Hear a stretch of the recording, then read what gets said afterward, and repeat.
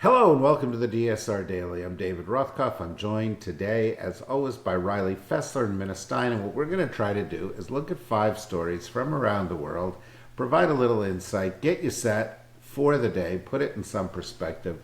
Riley's going to start us off here. Go ahead.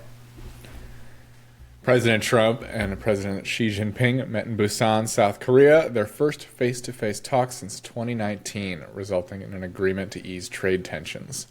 In exchange for China's commitment to crack down on the fentanyl trade, resume soybean purchases, and ensure the flow of rare earth exports, the U.S. agreed to trim tariffs on Chinese imports. Specifically, tariffs related to fentanyl precursor drugs would be halved from 20% to 10%, reducing the overall tariff rate from 57% to 47%.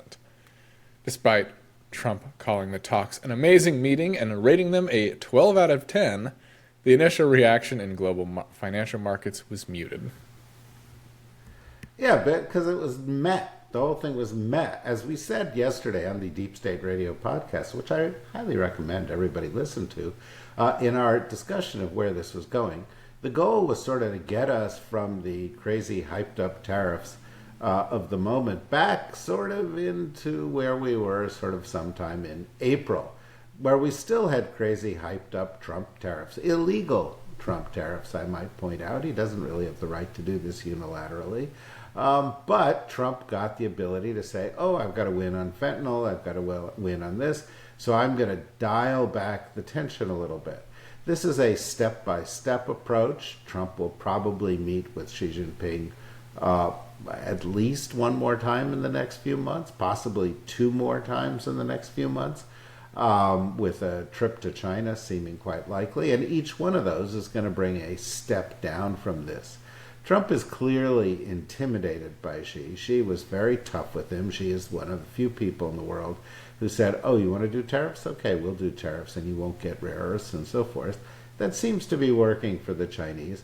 And much of the analysis that's out there is the Chinese, did better in this whole equation than did the United States. And even though tariffs remain high, they will come down. Brief reminder, who pays the tariffs?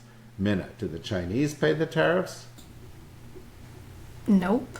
No, they don't. Riley, who pays the tariffs? We do. Riley pays the tariffs, exactly.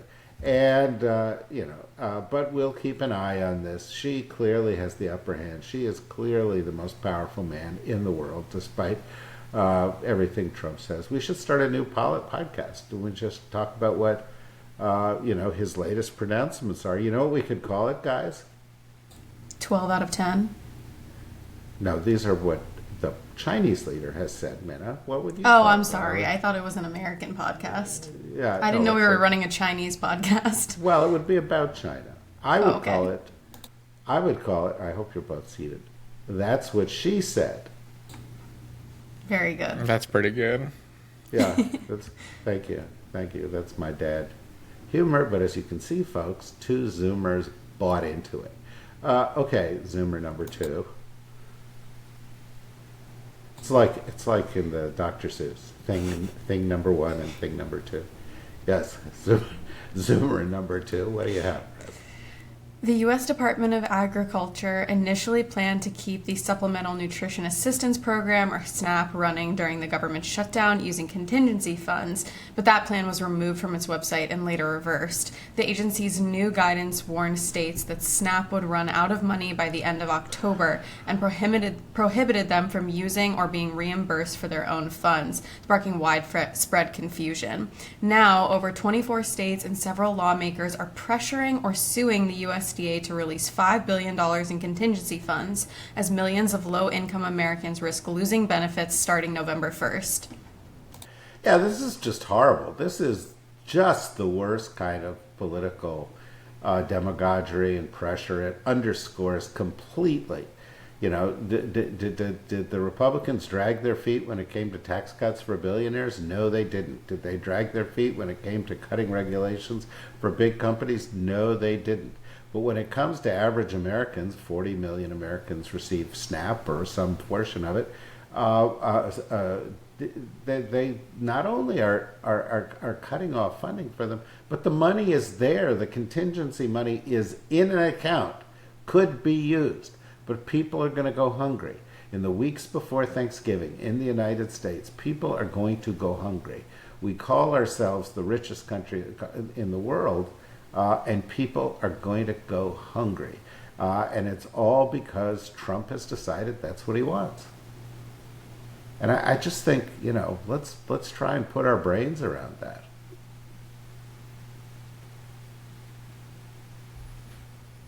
A group of 11 Democratic senators, led by Senator Chris Van Hollen, wrote to top immigration officials citing an AP investigation to express serious human rights concerns about the near total secrecy surrounding deportation flights and the use of full-body restraints on board. The senators called on U.S. Immigration and Customs Enforcement to fully account for its air operations and suspend the use of the RAP device until policies and concerns about its application on immigration detainees are resolved. Critics allege that ICE is improperly using the device, which is subject to federal lawsuits and has been a factor in some non-ICE related deaths, while failing to track its use as required by law. These folks are monsters. By the way, going back to the SNAP thing, Kristi Noem has, I think, just spent $200 million on private aircraft for her to fly around in, even though the government doesn't have the money to pay hungry people to eat. And by the way, most of the people on SNAP either are working while they're getting SNAP, or they are disabled, unable to work, or their children unable to work, or their elderly unable to work, contrary to what the Republicans are saying. But this is, how many ways can you be inhumane? DHS is blazing new trails in this regard, as we talked about yesterday. They're also using a technology that scans somebody's face and says, oh yeah, they can be arrested, they're an alien. Oh yeah, they're not. And even if the person produces a birth certificate, they say, oh no, our scanning technology is the last word, you're going to jail. It's sick. Shouldn't be happening in America. It is happening in America. New abuses daily. I did note that the governor of Illinois, J.B. Pritzker, sent a very politely worded note to Kristi Noem saying, hey, could you call off your goons, I don't think he referred to them as goons, for the next 3 days so children could go and enjoy Halloween without fear of interruption by ICE. That's where we are. That's where we are. Hungry people before Thanksgiving, kids unable to go out for Halloween because they're afraid they're going to get rounded up by a bunch of masked, unidentified thugs. Dark. It's really dark. House Speaker Mike Johnson said he won't reconvene the House until Senate acts on government funding, calling it a, quote, futile exercise, since the Senate has repeatedly rejected the House's continuing resolution. Despite the looming November 1st funding deadline, Johnson insists the House has already, quote, done its job, though some Republicans are growing frustrated with the extended recess. With both chambers deadlocked and time running out, lawmakers warn that the standoff increases the risk of a prolonged government shutdown. It increases the risk. It is a prolonged government shutdown. And Mike Johnson hasn't showed up at work since August. Neither has the House. Why? Wouldn't you think now was the moment? By the way, they're all getting paid. Wouldn't you think now was the moment they ought to be working to find a solution in order to get the government funded? But no. Part of the reason, of course, is that he doesn't want to convene the Congress and swear in Adelita Grijalva from New Mexico and thereby give enough votes in order to get all the Epstein materials released. They're obviously blocking it, contrary to what Johnson is saying. And they're blocking this because the reality is all the Democrats want to do is get the Republicans to say we are not going to cut subsidies for health insurance so Americans don't get kicked off their health insurance. And they probably take a 1-year extension or a 2-year extension or deferral of the cut in subsidies. And that would enable not only the government to be funded, but for millions of Americans to actually have a degree of comfort about their health coverage. Health insurers are now sending out notices showing how much their health insurance is going to go up.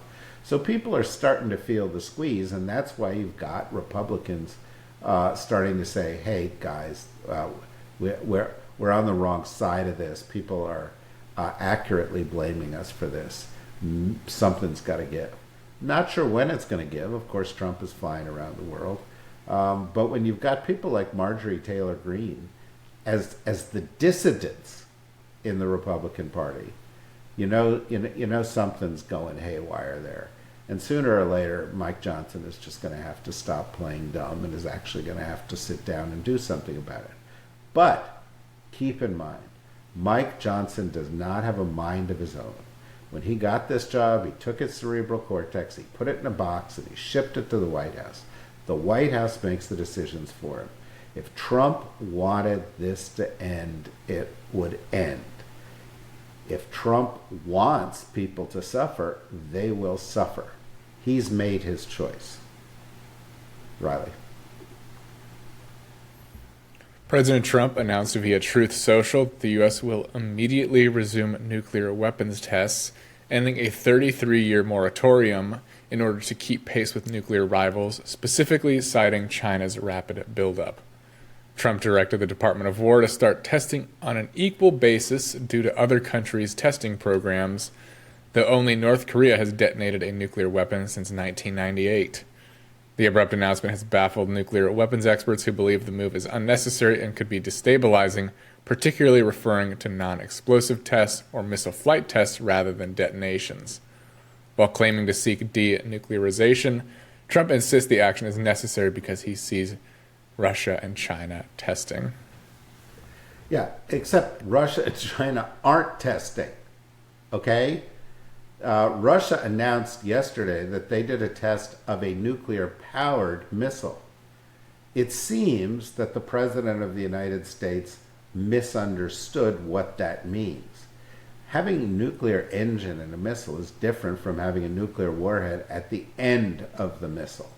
The United States hasn't done these tests in a long time, not just because we're peace-loving people, but because technology has advanced to the point that we don't need to explode nuclear weapons with all of the fallout and everything else that causes, or the arms race that it would trigger, because we can do it via other technological means.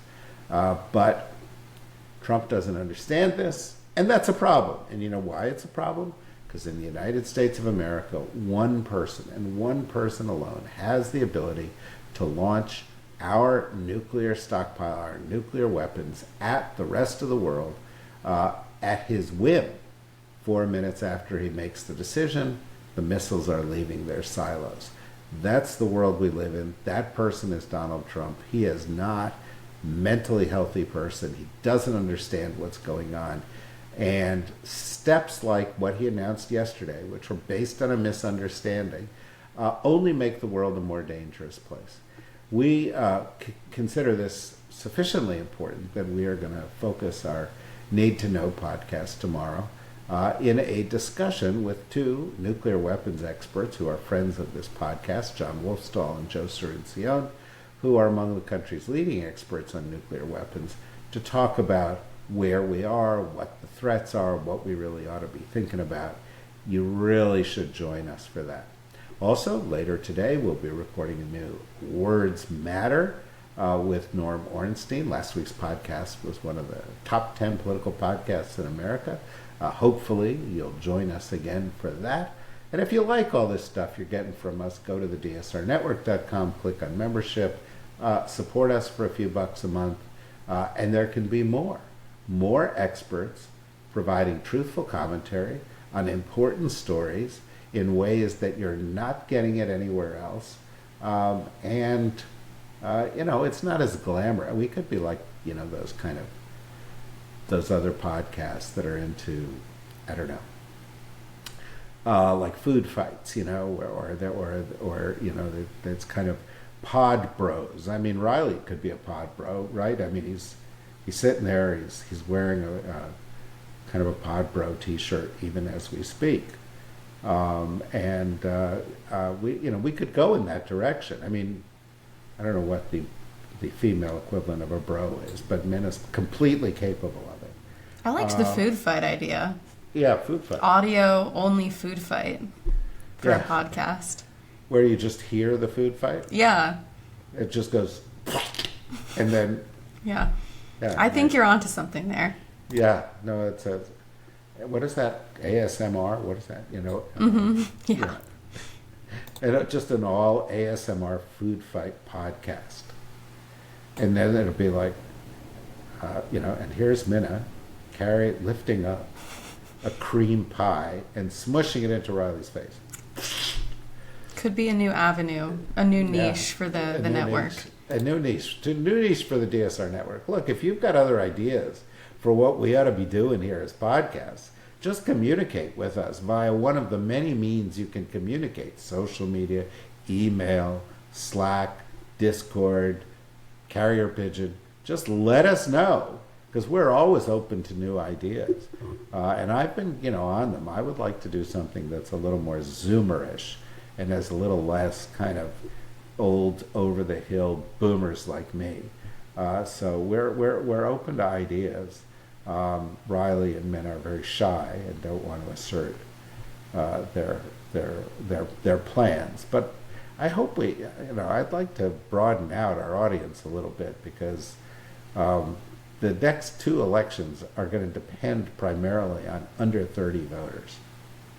And we have to find a way to appeal. Couldn't you use some of your charisma, Riley, to draw them to new podcasts?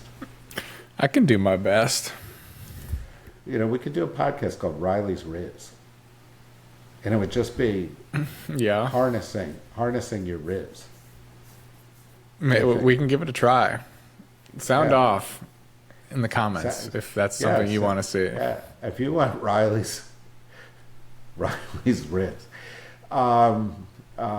we'll give it to you. But you can get it every day here at the DSR Network, at the DSR Daily. So join us again tomorrow for more. And we look forward to hearing your comments. Until then, thanks, Riley. Thanks, Minna. Thanks, everybody. Bye-bye.